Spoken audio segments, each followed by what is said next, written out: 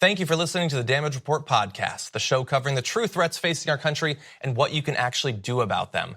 You can support this free podcast by leaving us a review and giving us a 5-star rating on Apple Podcasts or wherever you happen to be listening to it. Every review helps more people discover the show at no cost to you.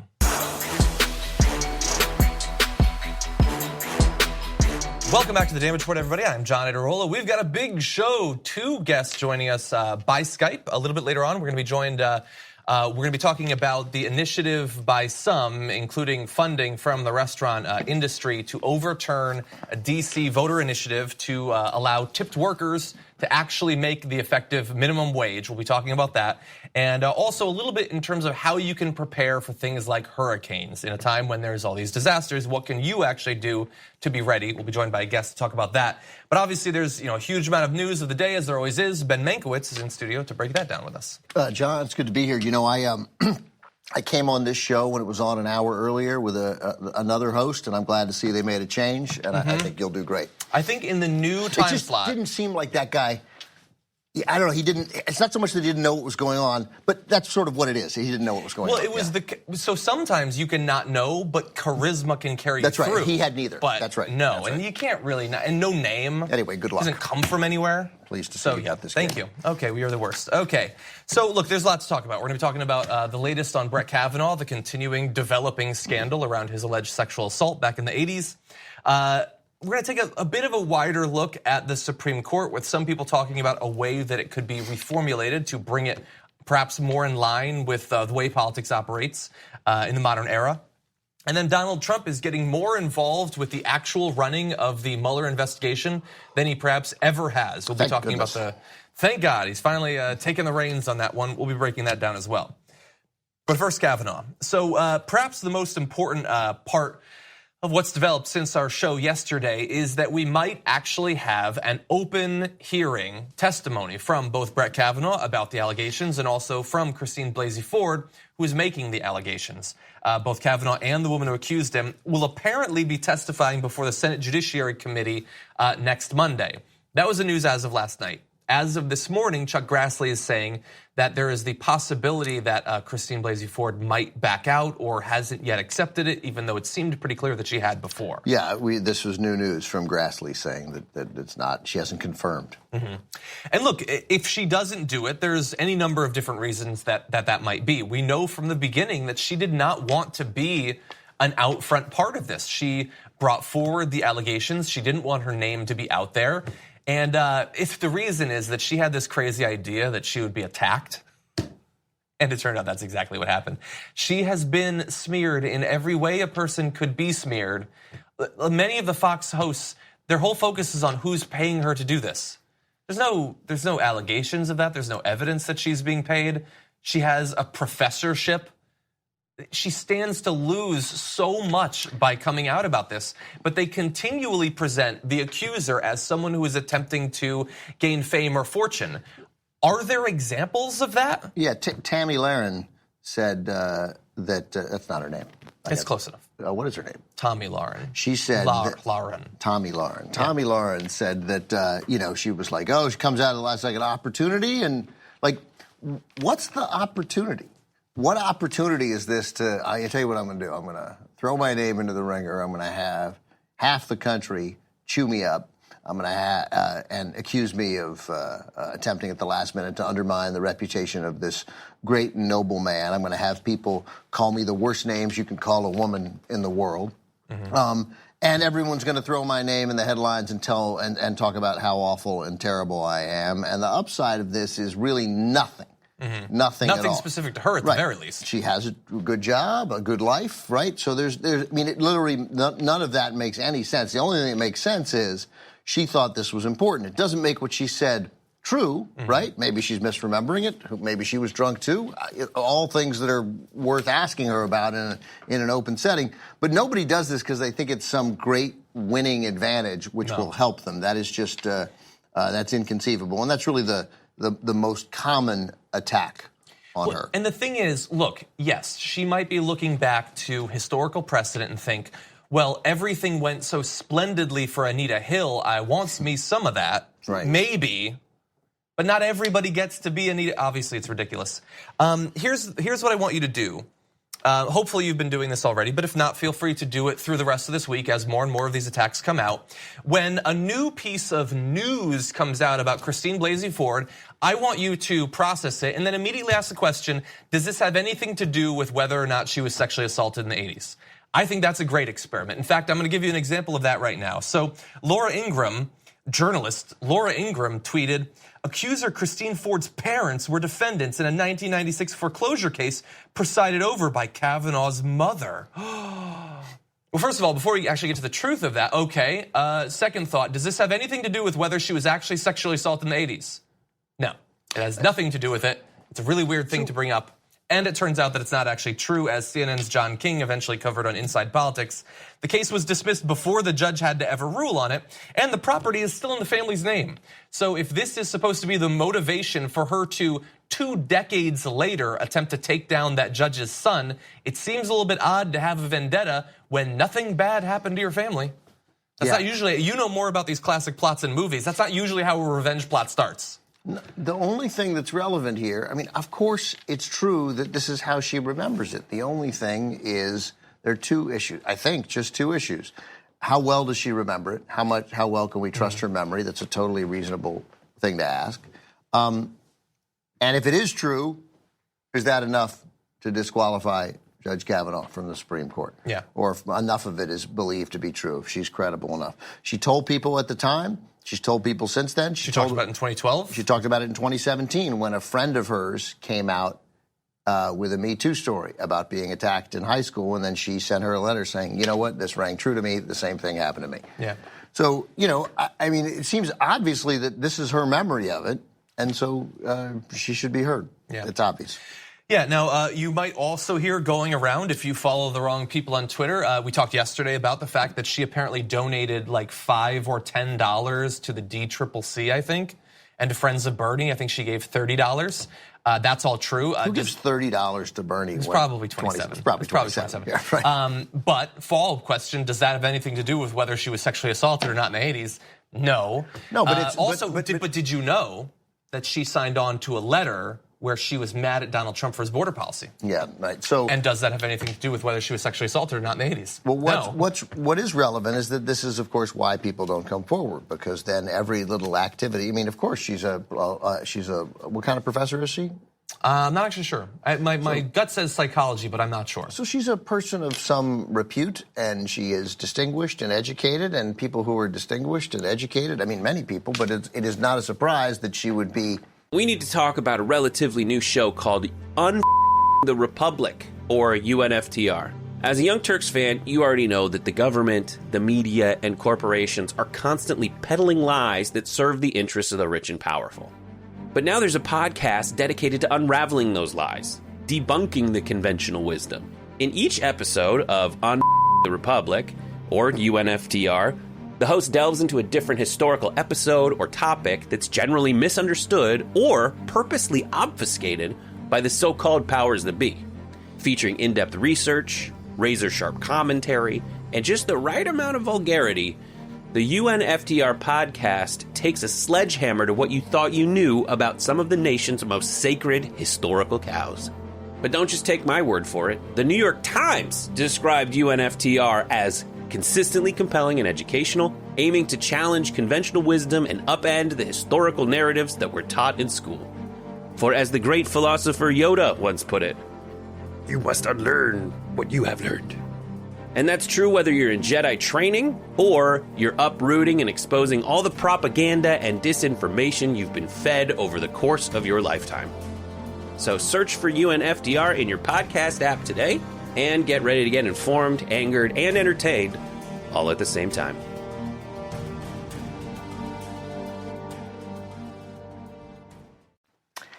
Moderately active in the political world and aware of the events around her and take on an opinion. I would like to point out to all those who are instantly running to defend Judge Kavanaugh on this that many of the women who accused Judge Roy Moore were conservatives, right? There was they hadn't given $27 to Bernie. So the point is but they still attacked them too.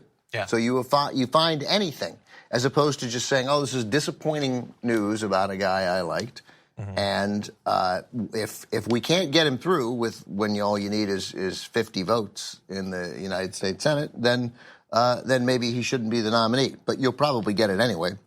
But again, just be honest about your objection to him. If you read carefully enough, you find enough Republicans out there who say, hey, we should have a hearing. And anyway, look, they rammed this through anyhow. We don't have access to, I don't know what the number, hundreds of thousands of documents that have been available under almost every recent other nominee. Yeah.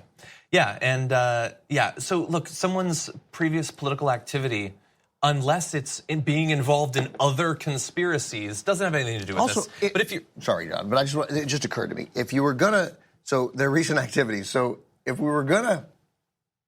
their idea is, no, this is an effort by the left to undermine Brett Kavanaugh, and I hope the left undermines Brett Kavanaugh, right? I want anyone to undermine Brett Kavanaugh. I want this delayed enough so the Democrats win the Senate, and it changes the nature of who goes on the Supreme Court. I think that's critically important for the future of the country. But again, like with the deep state, who couldn't have screwed this up more, right? If you were going to find someone to make a last-second allegation against Brett Kavanaugh and you were going to concoct it out of whole cloth, you were going to take something that didn't exist and make it, I wouldn't pick that when he was 17 and drunk, he attacked somebody. Yeah. I mean, it is a very long time ago, which means his life after that will take import to some people, and they will say, well, he's led a distinguished life since then. And just the nature of the memory means that the memory is much more easily impeached. Yeah. It's a terrible deep state plan to go after, if that was the whole idea. And even if you were going to do that, and she was going to make this up, would she put an accomplice in the room with him? Mark Judge is the alleged accomplice. Would she have a witness who could come forward and say that it happened or didn't happen? If it didn't happen, she wouldn't do that. That's the sort of thing you do. It's obvious that her memory is her memory and that is what she believes to be true. That is unquestioned. She's not making this up. Whether it happened the way she remembers it, we're probably never going to totally know. Yeah. Yeah, well, and one other thing I want to mention is a lot of people are saying the defense is that this just happened in high school. Are we going to judge people based on the things that happened in high school? My standard is, if it's about sexual assault, yes, we will. But even if you don't believe that we should, this is not just about something that happened in high school. If it happened, he's lying about it now.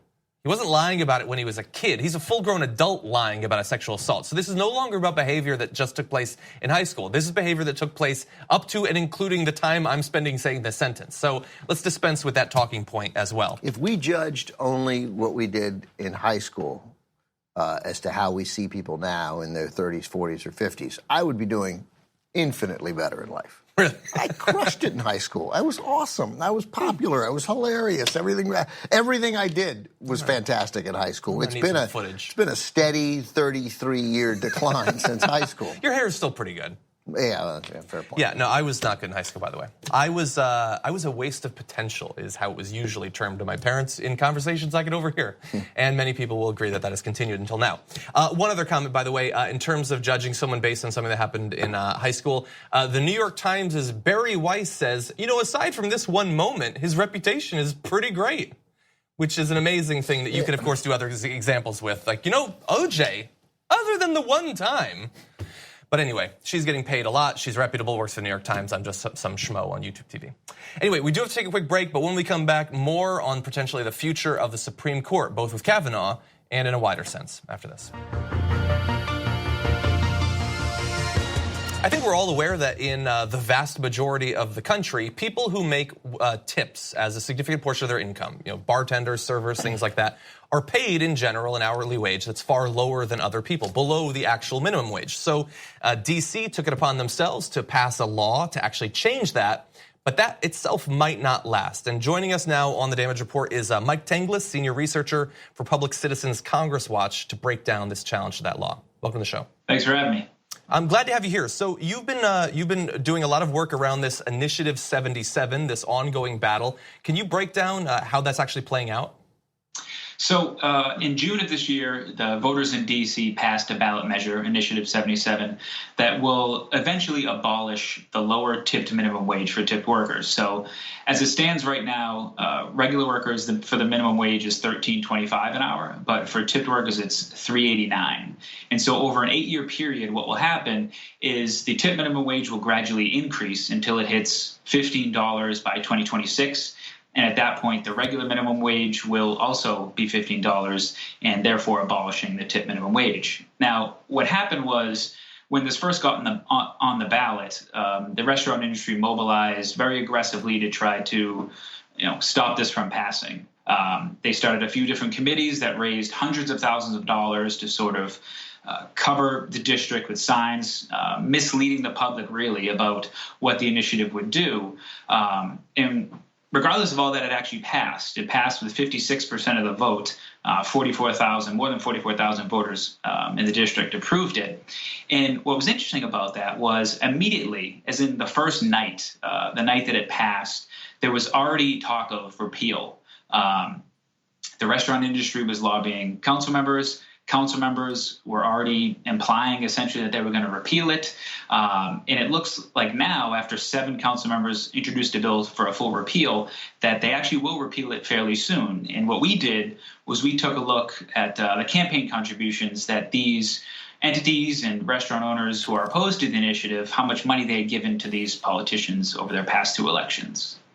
And I assume that was significant? Yeah, so what it was is we went through and we looked at all the restaurants and corporations, because it's important to note here in D.C., corporations and LLCs can contribute directly to candidates. And we found that over their past 2 elections, the 14 elected officials who ultimately decided the fate of the initiative, 13 council members and Mayor Bowser, had received $236,000 from these entities opposed to the initiative. In 2018 alone, these entities have given more than $80,000. 80% of that has gone to 2 people, Chairman Phil Mendelson and Mayor Bowser, who are the ones who really ultimately decide the fate as they have the most power. The one other thing, go ahead. I'm just curious because it seems so relevant, because the instinct for everybody who's gone to a restaurant and tipped is that then restaurant goers, patrons, will eventually in 8 years stop tipping. And so now maybe that won't happen. I'm not, and of course we can't be sure, but how do waiters feel about this? Is this good for restaurant workers or not, regardless of the obvious attempt by the restaurant industry to influence the vote? Sure. To the first point, though, the committee created by the restaurant industry to oppose the measure is called Save Our Tips Initiative 77. The obvious implication there is if this initiative passes, tipping is gone. But the truth is that's actually not the case. Currently, 8 states have abolished or do not have a lower tip minimum wage. And in all of those states, people still tip. I mean, tipping itself is nothing. It's not something that's required by law. We all tip 20% or more because that's sort of what we're accustomed to, but there's nothing forcing us to do that. To your other question about servers and bartenders in the industry, they had a hearing yesterday where many came out opposed to the initiative. And the truth is it's mixed, right? So the restaurant industry itself is opposed to it. So if you're an employee who does not like it, you feel pretty free about speaking up. If you're for it and your owner has covered your establishment with signs opposing it, you're not going to feel that comfortable. So there are many that oppose, there are many that are for it, but it's also important to mention that it's not just servers and bartenders. It also includes nail salon workers, parking lot attendants, pizza delivery drivers. So a lot of people who may not feel that comfortable about speaking up and saying, hey, I actually support this initiative. We talk a lot on the show about how money can influence the way that legislators actually act, what bills get passed and what don't. But this seems like a particularly egregious example because this is direct democracy in terms of passing this ballot initiative that seems to be pretty casually being set aside by the elected officials. Is there any expectation or possibility that those council members will face any pushback or possibly removal or anything like that as a result of this action they're taking? It's a great question. So actually what first got us into this research, we didn't really start until after the initiative was approved because it just seemed so crazy to see, many council members say, yeah, we're going to go ahead and do away with this, just days after all these people came out in the district and voted for it. In terms of backlash, it'll be interesting to see. There are 11 of the 13 council members before the initiative passed actually came out and said that they weren't for it. But right now, only 7 have signed on to repeal. So there's definitely something that some of the council members are feeling. A few of them have been quoted in the press saying, listen, I was against this, but the people had a say, and it's pretty clear. And as you alluded to in your question, it's for most part, voters don't get to have any input on policy besides if they're lobbying or talking to their officials. But this is a pretty clear sign where a policy was presented to the public, and the public said, yes, we want this. And within 3 weeks, half the council has signed on and said, we're going to do away with it completely, which is really crazy to think about. Yeah, and I certainly hope that there are consequences coming, as this seems like a pretty bold attempt to override what the people actually want. Well, Mike Tanglis, thank you so much for joining the show. Thanks for having me. Coming up, the future of the Supreme Court and Brett Kavanaugh's nomination. How will Monday's proceedings actually affect it? So, unless Christine Blasey Ford does not actually agree to what we think will be Monday's testimony before the Senate Judiciary Committee, we will actually hear the stories from both her and from Brett Kavanaugh. Now, one additional wrinkle to this came out just in advance of today's show when Senator Susan Collins tweeted that she wants counsel for Professor Ford to be allocated time to question Kavanaugh and counsel for Kavanaugh time to question Ford. So not just testimony, but now sort of cross-examination, I guess. I don't watch a lot of procedurals, but do you think that might complicate things? I imagine that the council will go pretty hard against Ford. Susan Collins is such a colossal disappointment to humanity that I don't trust her motives. Instinctively, you're like, well, if they both get to cross-examine, okay. Right? They have one opportunity to try and learn something here. It seems good that the lawyers might, in cross-examine, be able to glean some important information. But I just simply don't trust Susan Collins, or I don't think Susan Collins has a firm grasp of the American political system because of her, I talked to Brett Kavanaugh, and he said it's established law. Yeah. And you're like, hey, man, Susan, you heard of the Federalist Society? You know what they do? Right? Yeah. You know how this pick came about? You think Donald Trump was up late at night pulling his hair out just trying to pick the best judge he could for America? Or you think, hey, man, I think the president should get to nominate his pick, and if he overturns Roe versus Wade, well, that'll make me very sad, but I think the president's pick deserves to be approved. Which seems to be what she actually thinks. Seems to be right. But she won't say that. So it gets to the point where, the future of the Supreme Court, where I hope we end up at some point, is a total dispensing of these crazy, archaic notions about that no guy will answer about a certain case. Yeah. Like, they're all hypotheticals. How do you feel about the death penalty? I don't approve of it. I will attempt to overturn it on the Supreme Court. Yeah. I think the law is wrong. I think Roe versus Wade should be overturned, or I think Roe versus Wade should be the law of the land. And if Congress won't do it, then it's up to the courts to protect the right of a woman to have an abortion. I think it's built into the Constitution. Like, let's have those answers. Like, why have we? It's like the local news. We have intentionally decided to dumb ourselves down. Yeah. To pretend insane things. Like this, Roe versus Wade is among the 3 or 4 most critical issues facing the court going forward, arguably first. Why can't you give an answer on it? Yeah. And first of all, by the way, you're a judge on the Supreme Court. If you change your mind, if it turns out you lied to Congress, you're fine. You still get to hang out for 46 years on the court doing grave damage to the country.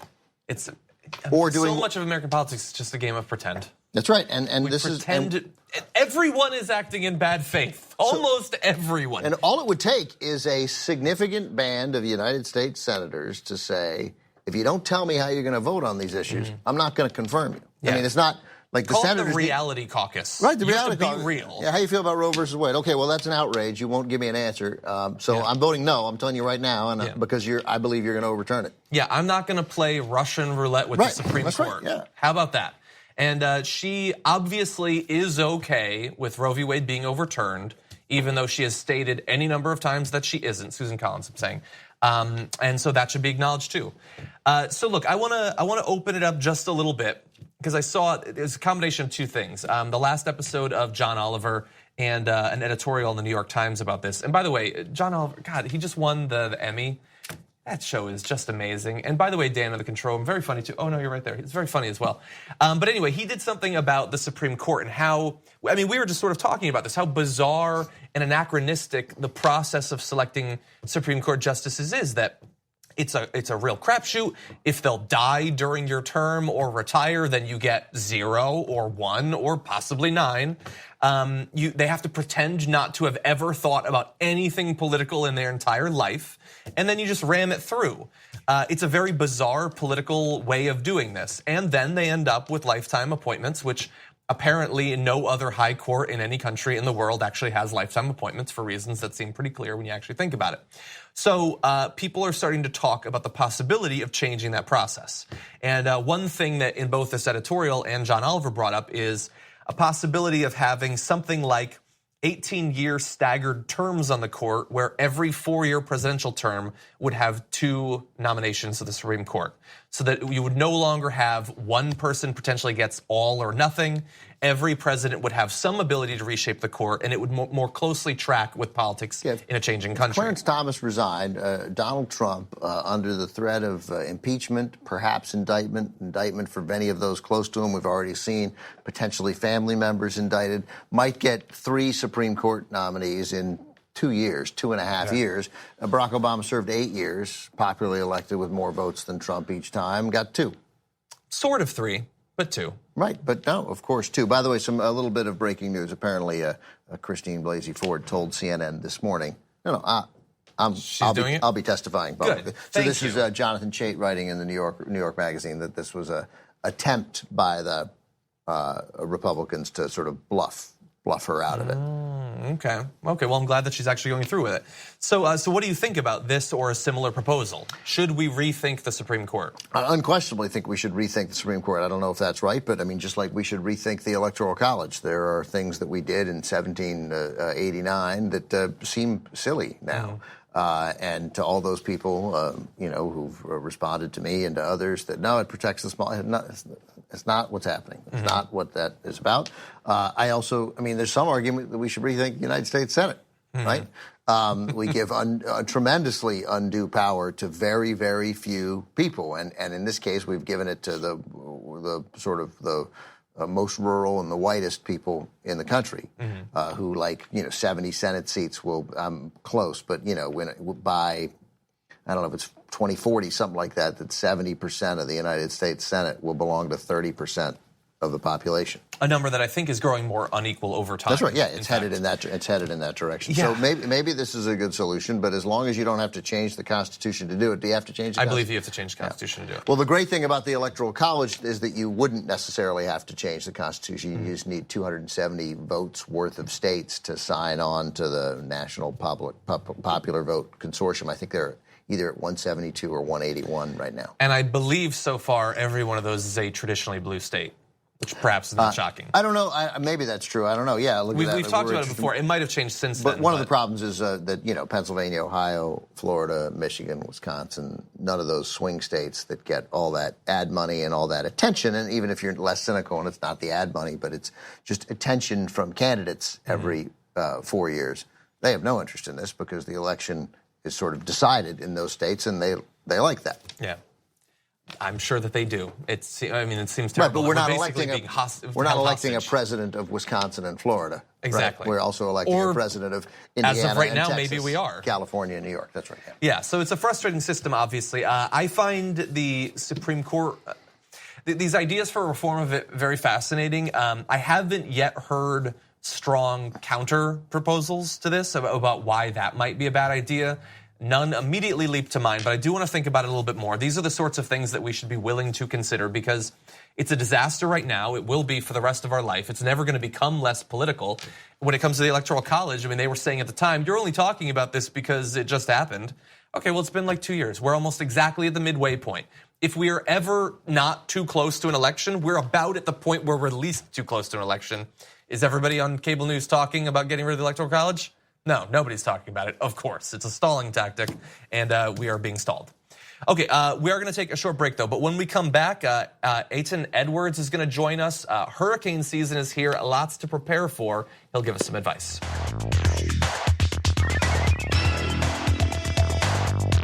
We are now in the thick of hurricane season, and so I'm very pleased to invite to the show Aton Edwards, is the executive director of the International Prepardness Network, going to help us break down how we can be prepared for things like hurricanes. Aton, welcome to the show. Well, thank you guys for having me. I'm happy to be here today. I'm glad to have you here. So Hurricane Florence, we're still in the aftermath of that, and it was a bad storm. It was a deadly storm. With things like that in the news, what do you recommend for people who are in areas that might be affected by things like hurricanes? What should they be thinking about long in advance of the disaster in terms of what they can do? I think that one of the most important things in terms of dealing with the hurricanes is preparing for them, obviously, before they happen. Also having an exit plan pre-prepared, as opposed to kind of like making it up as you go along. I think that the American people are going to have to recognize to a large degree that because of the global warming, the situation, as Trump calls it, the Chinese hoax, it's real. And we're going to have these superstorms that are going to increase in their frequency and magnitude over the next several decades, if not indefinitely. And we're going to have to take the measures for ourselves and do the things that we are going to have to do. We're going to have to make sure that we have emergency food. We're going to have to make sure we have emergency water. We're going to have to make sure we have exit plans. The people speak about the go bags, those pre-packed bags that you use that can allow for you to survive outside of your home for extended periods, usually about a week. And all of this has to be incorporated into our daily routine. We're going to have to learn that it's going to make it a lifestyle as opposed to something that we just do because this is going to increase. This is not going to go away. I think that in a lot of cases, people are trying to, it's going to get better in time. No, it's not going to get any better. It's going to get worse, especially people who live in the low-lying areas, in the coastal areas. I've heard over the past summer that there are areas in the country that are actually flooding and there's no rainstorms. So we've got to recognize this truth. This is a reality in our existence today, and we got to plan for it. So you talked there about how the disasters are actually getting worse. I'm interested in the time that you've been, doing talks about this, writing books and all of that. How has the idea or the popular perception of preparedness changed over time? Are people taking it more seriously? Well, they're taking it more seriously, John. But the thing is that that to a large degree, that prepping became popular. The term prepping, as it kind of phased over from, let's say, survivalism to prepping. And but in the process of it being, I suppose, popularized and integrating itself into the culture, that in a lot of cases it got a little warped, and some people were not attracted to it anymore because they see it as kind of like people who are preppers are somewhat fanatical and a little bit too extreme.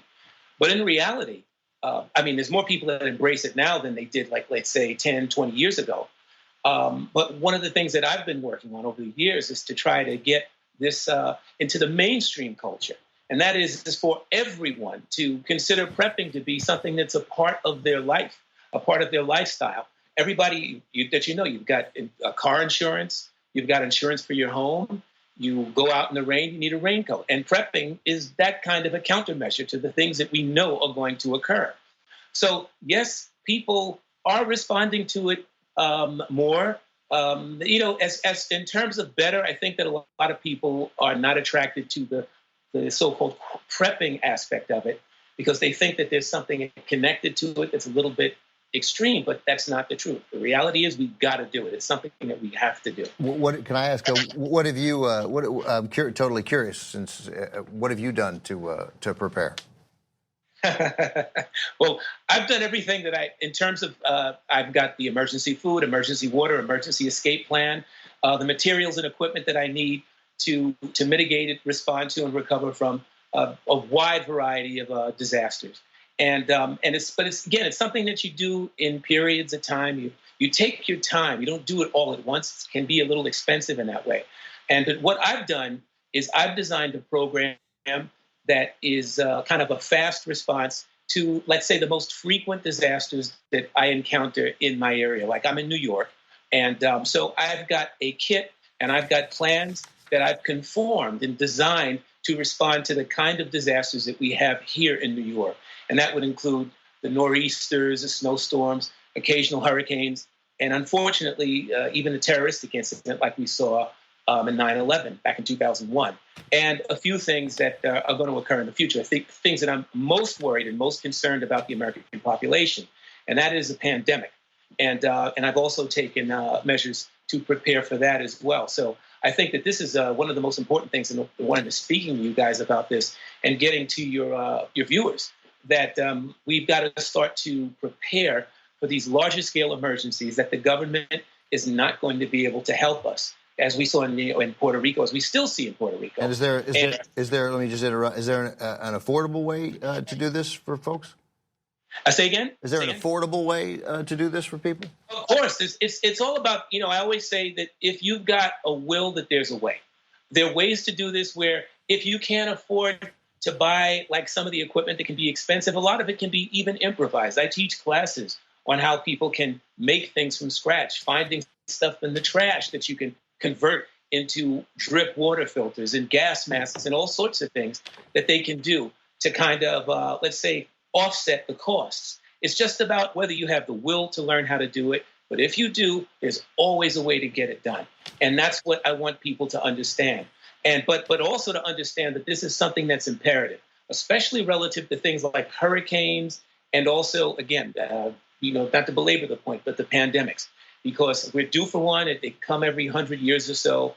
And there was something up at Johns Hopkins University in May. It was a CLADEX exercise where they had a number of professionals that came together to coordinate a drill, a simulated drill of what the governmental response would be for a large-scale pandemic.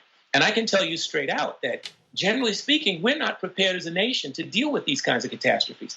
Again, as we saw in Puerto Rico, we weren't prepared. And then we don't have the leadership to kind of direct us in the ways that we need to when these things strike. So it's up to the American people to do the things that are necessary to protect themselves and to not look for the government to come and swoop down and fly in and make everything great, because they're not going to be able to do it. The responders are great, but the first responders need the American people to take responsibility for themselves and their own lives so that their jobs aren't going to be made more complicated when these disasters strike.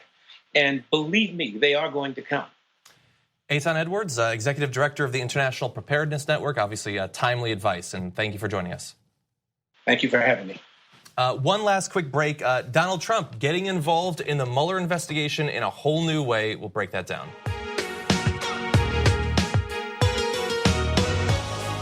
Welcome back to the Damage Report. I would love to do this last segment on the Emmys because that's all I want to talk about right now. But no, we're going to talk about declassification, the sexiest of the Asians.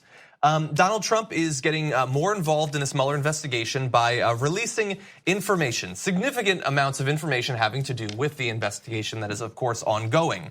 So he primarily, the most important part is he ordered the declassification of parts of a previously secret warrant application to eavesdrop on Carter Page, one of his foreign policy advisors, who was flagged at one point by intelligence agencies as a target of Russian interest. Now, he wasn't the only one, but he was one of the significant ones. And from the very beginning, the origins of various parts of this investigation have been very much the focus of Donald Trump and his defenders in both the media and in politics. Again, like with Christine Blasey Ford, the actual content of the investigations, whether crimes were committed, doesn't even enter into the discussion. It's all about how this came about, which is a nice little evasion there. But it's not just that search warrant that's being declassified.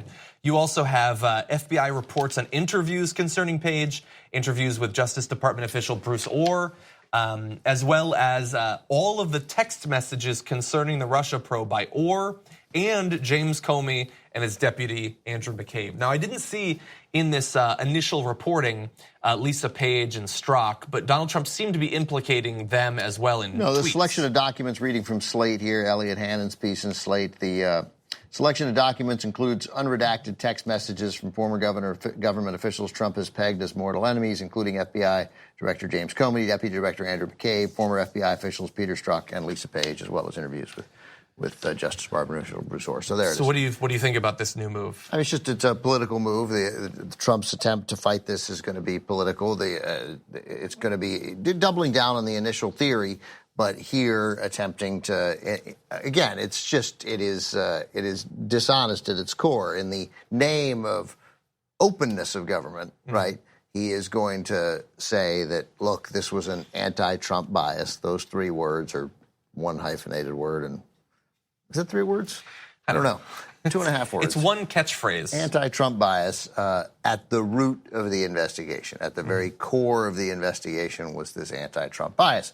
I would counter that a little bit by calling it, yeah, that's right, we have an anti-criminal bias in the Justice Department. So when there's a criminal, we're anti the criminal, and we have a bias to try and get the criminal prosecuted in some way. So, but that's the phrase that will allow, law and order Republicans like Lindsey Graham, whose disappointment is on a Susan Collins level, to say, hey, look what we're doing here. This is this investigation was, we'll hear the phrase normally used by defense lawyers to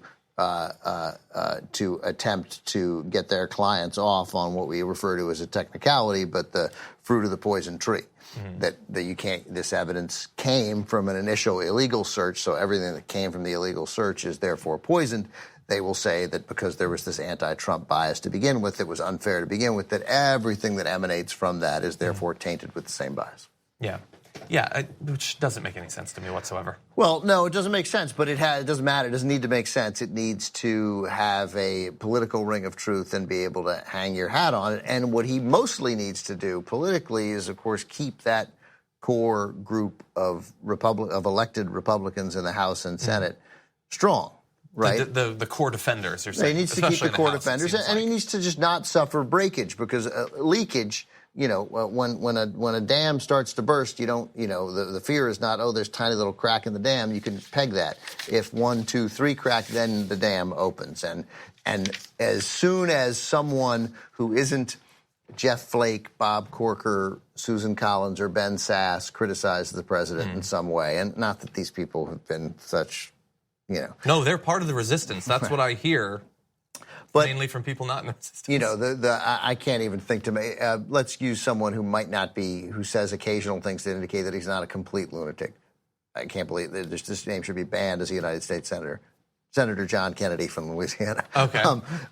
If John Kennedy says, I can't support the president, I think he may have committed a crime. That allows 7 other senators to go, okay, I'm not the first. This has started. Yeah. And then he's in enormous, enormous trouble. And, of course, they want to do all they can to continue to suggest that to stave off a massive Democratic wins in the midterms and try and get this sort of sense of a miscarriage of justice against Trump to hold and stick prior to the midterms, and then surprise people in the midterms and maybe even hold on the House. You see 57% of core Trump supporters think it's impossible for Democrats to win the House, which was alarming. It was an RNC commissioned poll that alarmed the RNC. Impossible. Right, because they're so disconnected from reality. But that alarms the RNC because what they need is for those supporters to think, to be motivated, as in, oh my God, we've got to stop the red hordes from taking over the House. You're saying that's 57% who don't necessarily feel like it's urgent that they vote. I don't need to vote. I don't need to vote. Impossible. Right. It can't happen. That's a good point. And just in case it hasn't been clear, like some people will hear this and they've been taught that more information is always a good thing. Well, okay, yeah, in some ways it is. But releasing this information does have some potential downsides. And that is that in terms of secret communications from Comey and all that, if they had suspicions having to do with this, if they had techniques that were revealed in these text messages, secret evidence that hasn't yet come out, those are things that are not just interesting for public viewing, they also might be important for the ongoing investigation. Which is why this is another thing where, again, I'm not a lawyer, but it kind of seems like, how is this not obstruction of justice to force them to reveal all of their evidence before the investigation is done? I mean, I don't know what obstruction of justice is supposed to mean anymore. If you can do all of this, then it's totally cool. It seems pretty clear to me that the President of the United States should recuse himself from all matters in the case involving the investigation of the President of the United States. Yeah. That seems incredibly obvious to me, and I'm sure there are lawyers who could make a case that this is obstruction of justice. Very hard to make an obstruction of justice case against the President of the United States. Well, he seems to want them to have a fighting chance. We have 1 minute left. I don't want to go on at length with this, but I'm going to jump ahead to our C block. Stormy Daniels has a book coming out. Lots of books coming out recently. Lots of reading for the holiday season. It's called Full Disclosure, and it does because she says that anytime she sees Trump on television, she thinks, I had sex with that. I'd say to myself, ugh. But then she says this, and I just leave this to linger around in your head. He has an unusual penis. It has a huge mushroom head, which he probably likes that part. Like a toadstool. I lay there annoyed that I was getting effed by a guy with Yeti pubes and a dick like the mushroom character in Mario Kart. It was unimpressive sex. Can we go to our last graphic? Because I will never again get a chance to show this on TV, but that is the analogy she's making. So enjoy that, America. Thank you for joining us for this episode of The Damage Report. Thank you, Ben, for being on the show. Thank you, Toad, for being on this show. We'll be back tomorrow morning.